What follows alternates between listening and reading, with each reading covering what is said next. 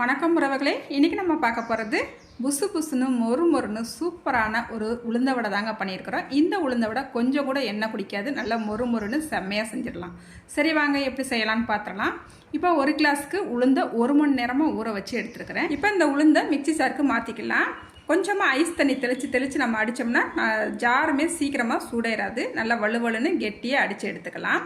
இப்போ பாருங்கள், நல்லா மாவை அடித்து எடுத்துக்கிட்டாச்சு, நல்லா கெட்டியாக அடித்து எடுத்துக்கிட்டாச்சு. இது கூடவே கொஞ்சமாக கருவேப்பிலை சேர்த்துக்கலாம். பொடிசாக கட் பண்ணிய மல்லி இலையும் ஒரு பச்சை மிளகாவும் பொடிசாக கட் பண்ணிவிட்டு சேர்த்துட்டு ஒரு பெரிய சைஸ் பலாரி வெங்காயத்தை நல்லா பொடிசாக கட் பண்ணிவிட்டு இதோட சேர்த்துக்கலாம். 1/4 ஸ்பூன் மிளகு, 1/4 ஸ்பூன் சீரகம் சேர்த்துக்கலாம்.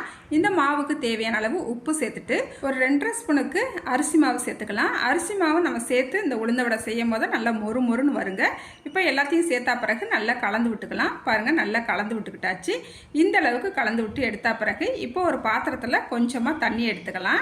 நல்லா கையில் தண்ணியை நல்லா முக்கிட்டு அதுக்கப்புறமா அந்த மாவுலேருந்து கொஞ்சம் எடுத்து நடுவில் ஒரு ஓட்டை போட்டோம்னா சூப்பராக நம்மளுக்கு உளுந்த வடை செம்மையாக வரும். இது போல் தான் நம்ம எண்ணெயில் போட்டு பொரிச்சு எடுத்துக்கிறணும். இப்போ ஒரு கடாய் அடுப்பில் வச்சுட்டு இதில் எண்ணெய் ஊற்றி நல்லா சூடு பண்ணி வச்சுருக்கிறேங்க. எண்ணெய் நல்லா சூடாயிடுச்சு. இப்போ அடுப்பை சிம்மில் வச்சுக்கலாம்.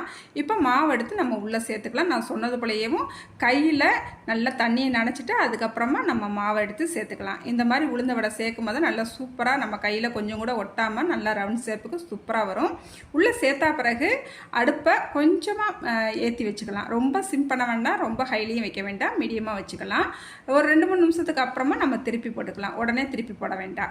அடுப்பை மீடியமில் வச்சுக்கிட்டேவும் இந்த உளுந்த வடையை நம்ம சுட்டு எடுத்துக்கலாங்க. பாருங்கள், 2 பக்கமும் நல்லா திருப்பி போட்டு ஒன்று போல் சவந்து வரணும். இப்போ நம்மளுக்கு ஒன்று போல் வடை சூப்பராக சவந்து வந்துருச்சு. இங்கே பாருங்கள், வடை எவ்வளோ சூப்பராக செம்மையாக வந்திருக்கும் பாருங்கள். கொஞ்சம் கூட எண்ணெய் குடிக்காத மொறு மொறுன்னு புசு புசுன்னு உளுந்த வடை நம்மளுக்கு ரெடி ஆயிடுச்சுங்க. இப்போ நம்ம இதை எடுத்துக்கலாம். இதே போல் அடுத்தடுத்து இருக்கிற மாவுகளையும் நம்ம உளுந்த வடையாக சுட்டி எடுத்துக்கலாங்க. இப்போ நம்மளுக்கு மொறு மொறுன்னு புசு புசுன்னு உளுந்த வடை செம்ம டேஸ்ட்டாக ரெடி ஆகிடுச்சு.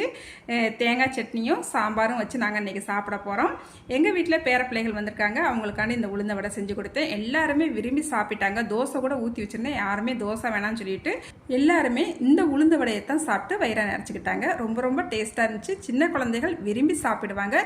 நீங்களும் உங்கள் வீட்டில் இதே அளவுகளோட இந்த உளுந்த வடையை ஒரு முறை ட்ரை பண்ணி பாருங்கள். இந்த வீடியோக்கு ஒரு லைக் பண்ணிவிடுங்க. அடுத்த ஒரு வீடியோவில் பார்க்கலாம். பாய்.